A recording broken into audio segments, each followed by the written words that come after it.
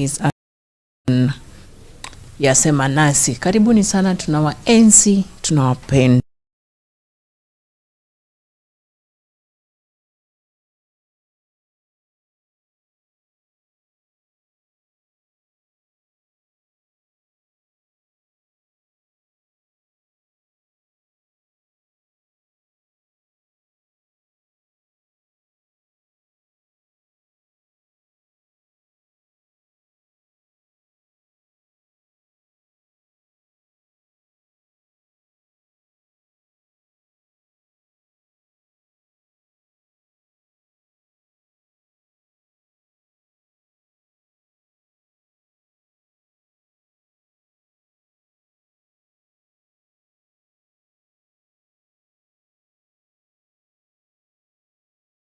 Afternoon Kenyans, this is Kenya News Alerts. Karibuni sana kwenye show yetu mwafaka, show yetu yasema nasi.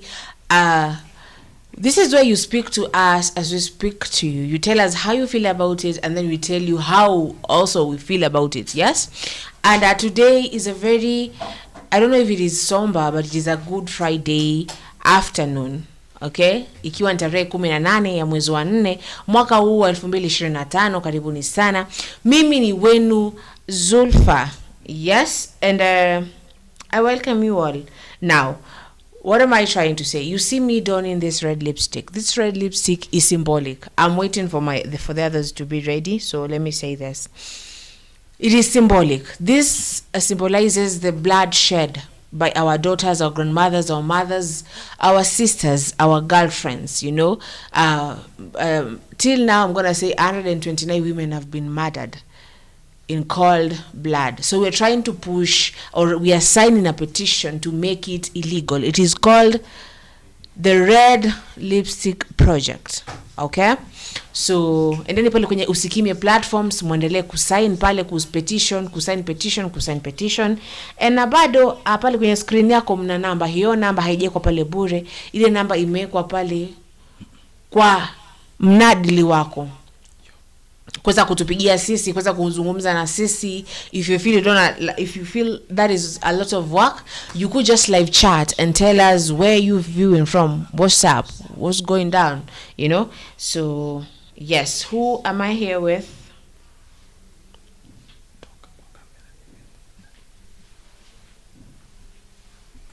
Okay, you're here with the Tilda. Guys, we welcome you so much in Kenya News Alert TV. Tunawapenda sana. We appreciate having you every time we get here. We are here because of you, and you are there because of us, alerting you in everything that is happening in the country.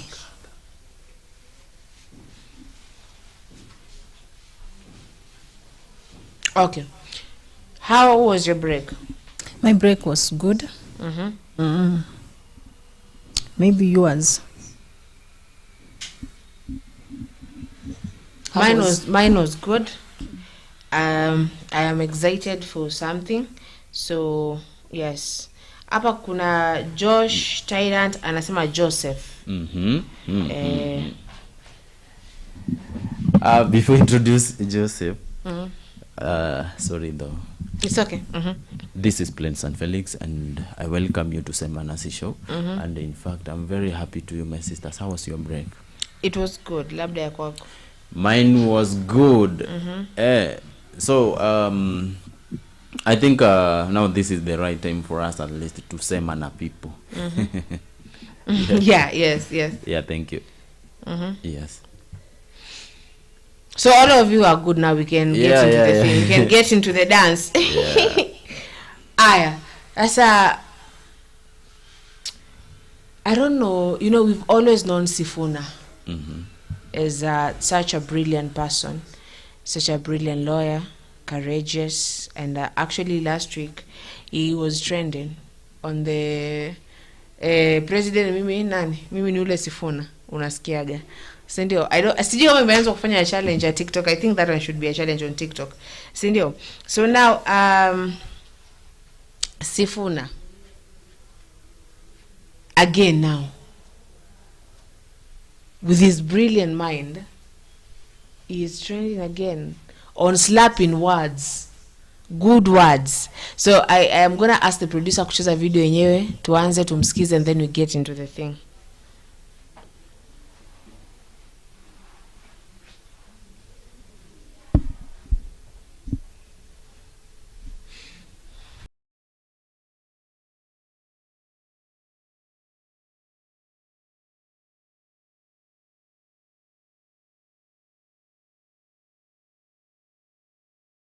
A senator for Nairobi, but from Kakamega. Mr. Speaker, Order, Honorable Senator. Senator Karungo, just to remind you, I had earlier on communicated that if you have an opportunity to speak, keep it under 3 minutes. Okay, I'll do so, Mr. Speaker. You know, it's because we are treated. What is your point of order, Senator for Nairobi? Honorable Speaker, pursuant to Standing Order 105, the remarks by the Senator for Kiambu are not only in bad faith, but they're also not factual. He has allocated an origin to me that is very strange to me. I don't come from Kakamega. I don't understand why. I am the Senator for Nairobi. I don't know what. I don't come from Kakamega. That is the whole point. Order, So honorable senators. I think Senator Sifuna knows where he comes from. Correct. He has stated that he comes from Nairobi. So any other assertion is not factual, and therefore ought to be withdrawn. So proceed to withdraw that aspect, Senator Karungo, and conclude your remarks. Thank you, Mr. Speaker. It's only yesterday he was saying that his mother doesn't have network all the way from Western. That's his mother, honestly. In Senator Western, Karungo. Mr. Speaker, it's only yesterday here that there is no network from Yes. where he comes from. And he was asking the CS Kabogo to make sure that he have network. Anyway, I withdraw and apologize. He knows where he comes from. Mr. Speaker, let me comment on the statement that was requested by Senator Omtata. Mr. Speaker, this is an issue of compensation. And I think as a Senate, we need to stop every other business when we come back, Mr. Speaker, and deliberate on the issues of compensation for the persons affected, for the project affected persons. We call them PAPs, Mr. Speaker. This mandate is given to NLC, National Land Commission, that whenever a person or an individual or a community, they are affected by an infrastructure, whether a road or a building or a bridge, they should be compensated, Mr. Speaker. And NLC is the one that is mandated to make sure that they are compensated. But this is not the case, Mr. Speaker, because they never get their money. I think as a Senate, we should make it mandatory for NLC, before they agree the signing of any contract, that those affected persons should be compensated or must be compensated before, Mr. Speaker, the contract commences, Mr. Speaker. Mr. Speaker, through the memories from the Roads Committee, Mr. Speaker, I remember... Mr. Speaker, long went. Oh, Madam Speaker. Oh, Madam Speaker. Sorry for that. Madam Speaker, Madam Speaker. Madam Speaker, I remember very well in the Roads Committee, we had these issues. The people of Kabete, the people of Gitaru, the people of Ndeya, all in Kiambu County, have not been compensated. We even, in the Roads Committee, in the files there are people from all the way from Elgeyo Marakwet, from 1975, Madam Speaker. They have never been compensated. And this is happening even today, Madam Speaker. I think we need to stop every other business, because this is a matter of national importance, that the government is trespassing on people's properties, Madam Speaker. Because when you build road on somebody's private land and you deny them compensation, you are a thief. You are stealing, you are grabbing their land, Madam Speaker. So I think this is something that we really need to discuss. The other issue that was raised by Senator Aledama, Madam Speaker, about the Senate caucus on futures, Mr. Speaker. It is time for us to think about the laws that help the generation. Just give him 30 seconds to finish, please. Will that be adequate? Yeah, what I was saying, Madam Speaker, is that it's good for us as a Senate and also the National Assembly. When we come up with the laws, we should think about the next generation. We should make laws for prosperity. Before every or any law is passed by this House, we should be asking ourselves, how is it going to affect our country in the next 5, 10 years? That is what exactly Senator Ledama was saying. And I urge the House to support that we do have a standing committee on futures. That is foresight, Madam Speaker. Thank you. Senator Oruoba. Thank you, Madam Speaker. I'd like to add my voice on Senator Onyonka's statement about illegal organ transport, Madam Speaker. Madam Speaker, this has since been brought to the public and to the limelight, Madam Speaker, that our youth particularly are being recruited by rogue agents, particularly in the area of Eldoret, Madam Speaker. They're being recruited to sell their kidneys, Madam Speaker, for less than 1,000 USD. Actually, now the going rate apparently is 250,000 to 300,000 for a kidney, Madam Speaker. And it has become such a lucrative business apparently for these agents, because once they do that, they are selling these organs, these kidneys, at about 9 million Kenya shillings to India. Madam Speaker, we have a whole group of cartels who are actually, they have organized that space in a way that it has become a norm in Eldoret particularly, Madam Speaker. Madam Speaker, I want to say that it is unfortunate that this has even spread down to the labor export agents, Madam Speaker. Agents who are supposed to be taking people to go and work abroad are now looking for desperate youth to ensure that they harvest their organs, they make a killing in between for agency fee. Some are being lied to that they are going to work outside, Madam Speaker, and it's all under the government watch, Madam Speaker. So I hope when this statement is being dealt with, that we are not just going to give a report as usual, Madam Speaker. We have to see arrests. There are so many of our desperate youth who have ended up with severe complications because they are being told you'll get 300,000 instantly. Some are being promised with an exchange of a boda, Madam Speaker. Can you imagine? Someone is just, because they are so desperate, they're saying, let me give out my kidney so I can get a boda and start, earning and living, Madam Speaker. So I think this is unfortunate. This is not what this government intended to do with our youth, and it's a very, very unfortunate event. Thank you, Madam Speaker. Senator Sifuna. Madam Speaker, I rise to comment on the statement by Senator Onyonka. But before I do, I have forgiven my counterpart from Kiambu. During the campaigns, we had a campaign where we used to transport people from Murima. They go and see how Western region and the lake looks like. We take our people from Western. They also come and see the difference between Kiambu, Muranga, and the others. Because some Kenyans, Madam Speaker, because they have never gone past their homes. Stop using ChatGPT like everyone else and do this instead. To the men over 50 who don't know how to use AI, tomorrow morning, we're starting the 28-day AI challenge for beginners over 50. Just 15.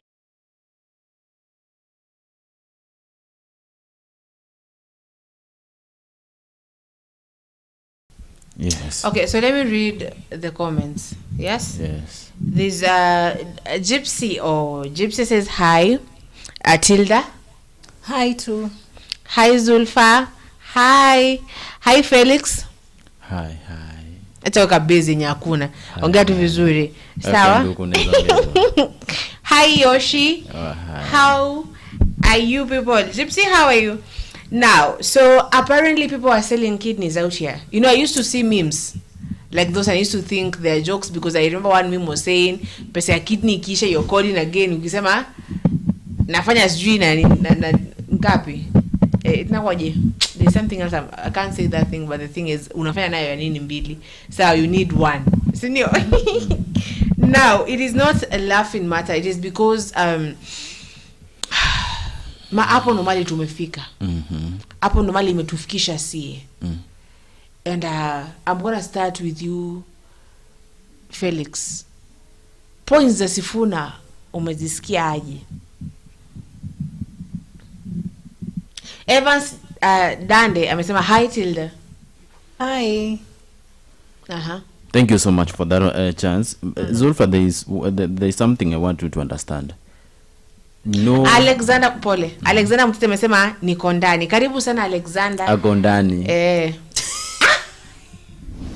Cheki ujamaa vijana. Angalia. Eti ona angalia. Soma comments. Nasty person. Soma comments. Amesema niko ndani. Now what should amesema aje? Niko ndani. Ako ndani. Then why are you looking at me? Thank you so much for joining. Thank you so much for joining. Unakumbuka hapo awali walikuwa wanasema ngani? Yeah. Tuko ndani kabisa. Yeah. So I was trying to say that whatever you are doing here is that I think I can believe that Sifuna is trying to fight for. Yeah. Can I proceed, please? Proceed, wewe. Proceed. Thank you so much.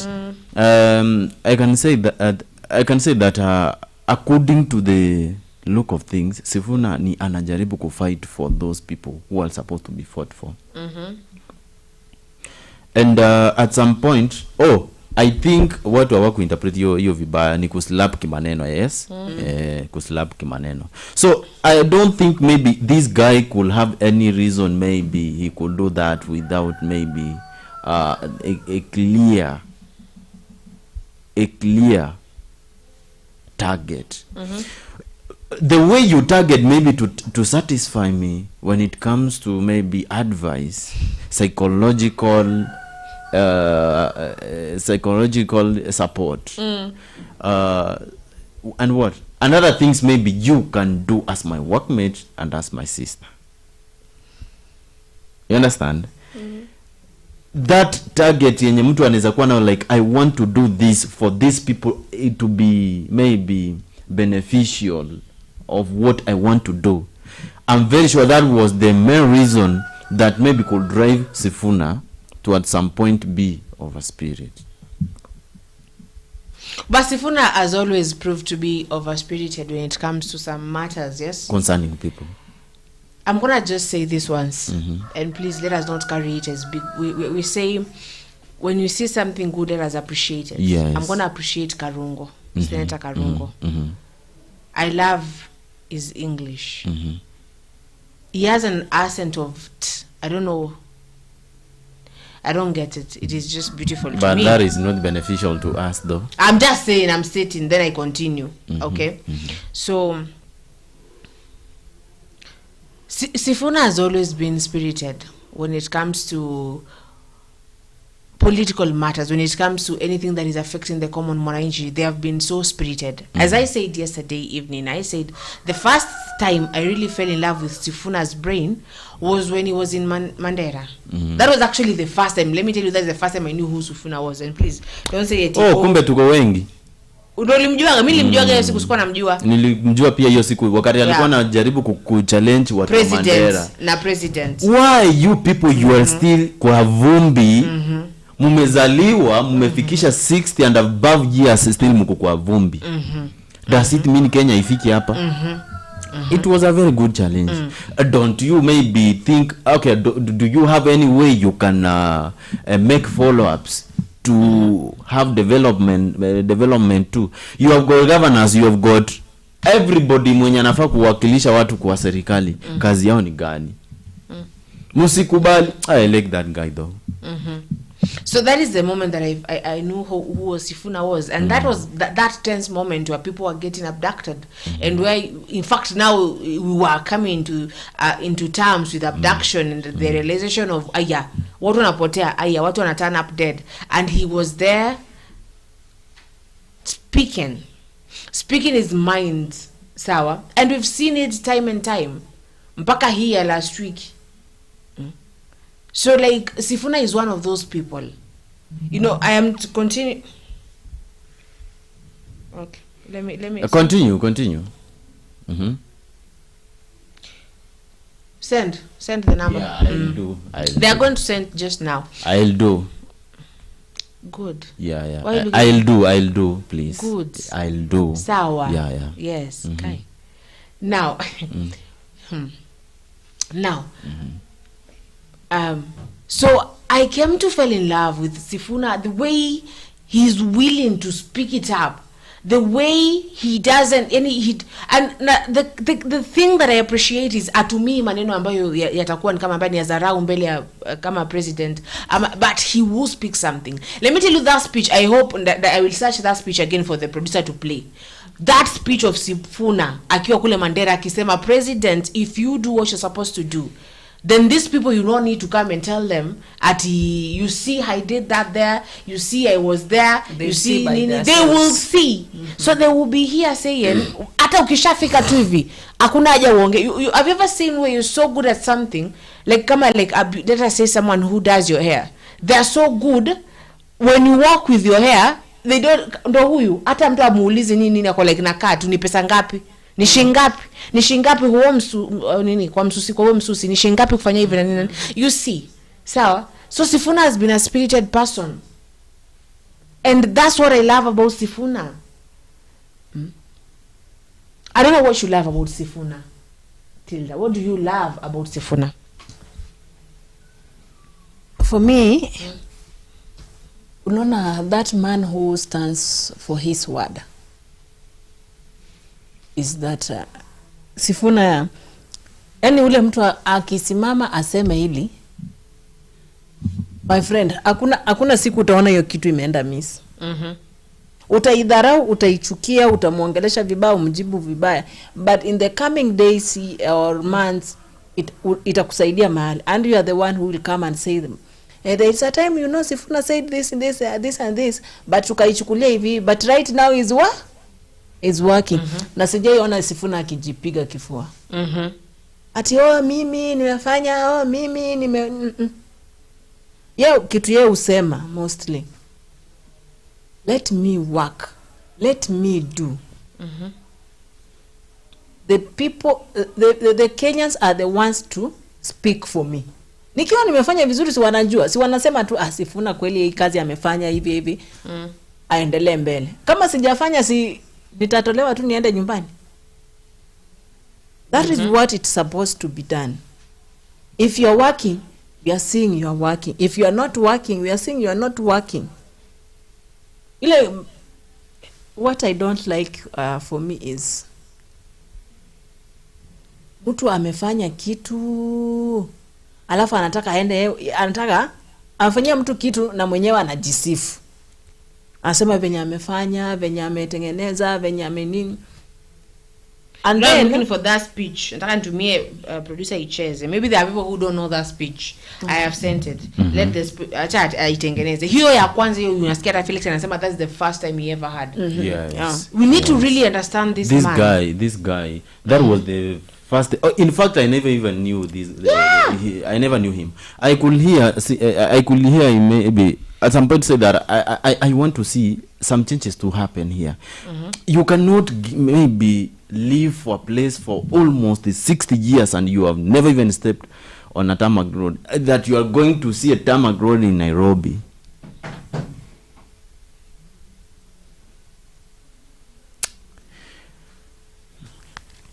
I don't think whether it will be